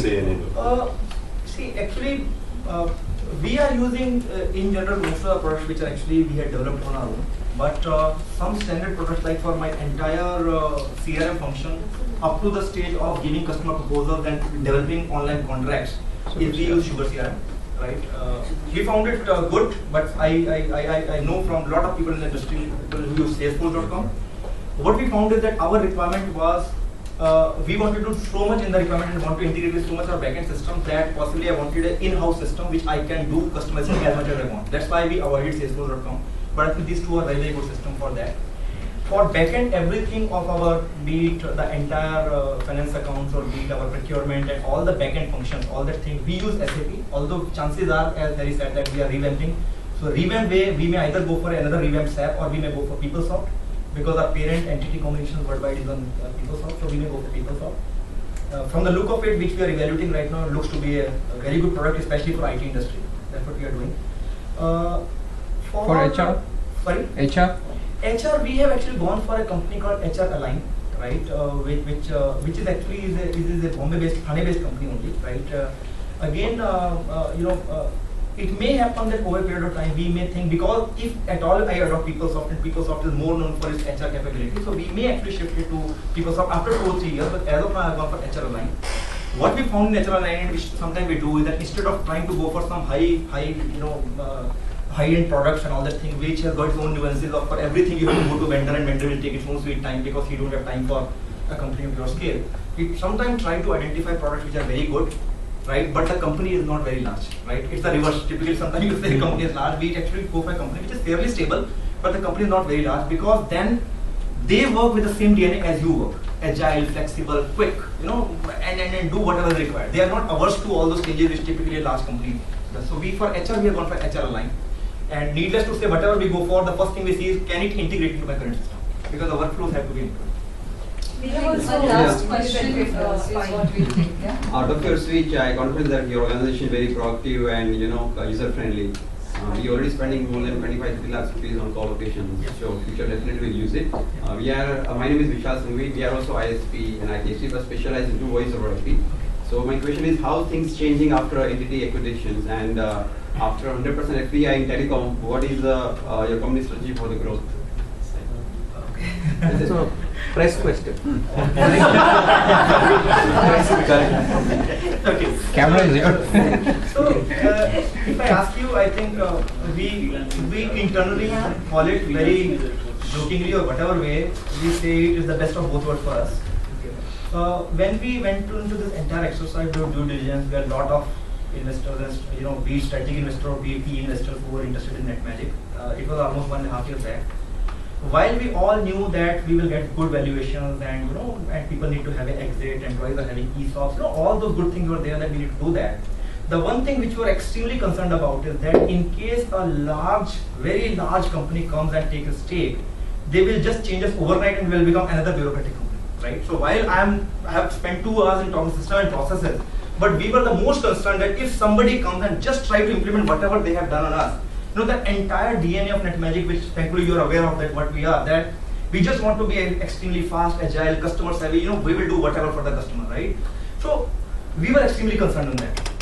What has happened after this with entity, and possibly that is the way Japanese work, or possibly that is the way entity work, or possibly we gave them enough confidence because of our process systems and the way we produce our MIS and operations and all, then day-to-day operations, they are not there at all. Right, so we are still working the same way. There is Sharad, there is Harry, there is Neil, there is all the set employees. Not even a single employee exited. Right? We remain exactly the same. We are operating the same way. This is one part. So we are retaining what NetMagic was, right? Not even changing the name, right? So, but the positive part is that because of entity, otherwise we were doing it, but because of entity, clearly every single person in the company, understood the process, systems, MIS, structured, monitoring, tracking.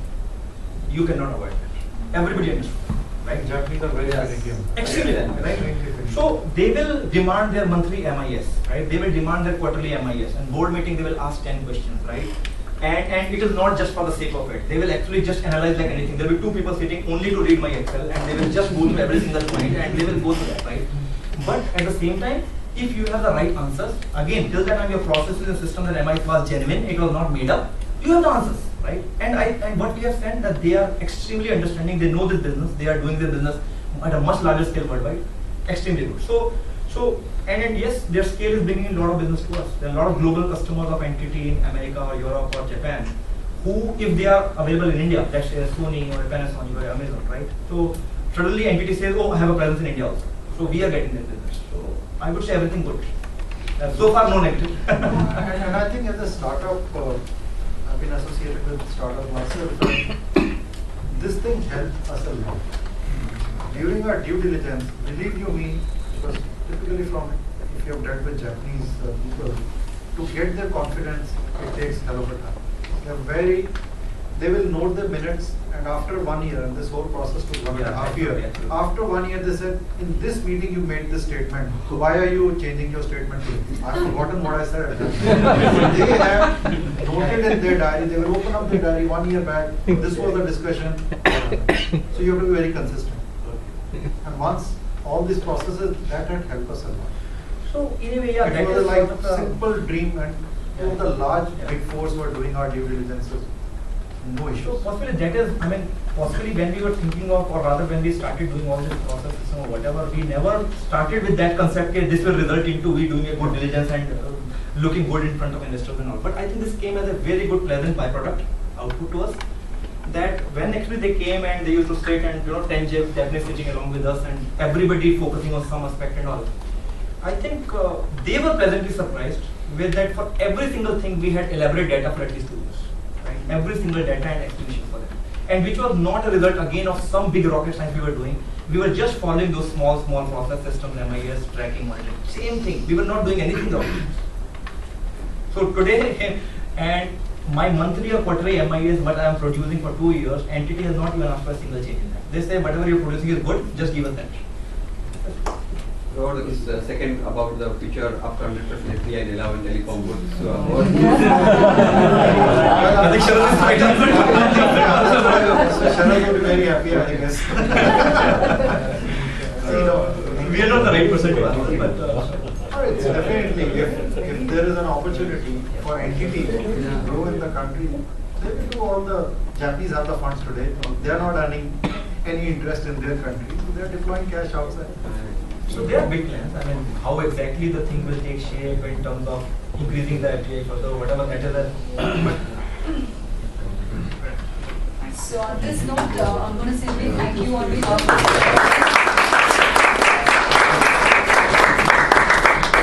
Feel free to drop in your feedback and any other suggestions that you may have for any future programs. And Sunil, thank you. This has been really My good. pleasure, sir. My pleasure. So, like you Thanks said, a lot that you all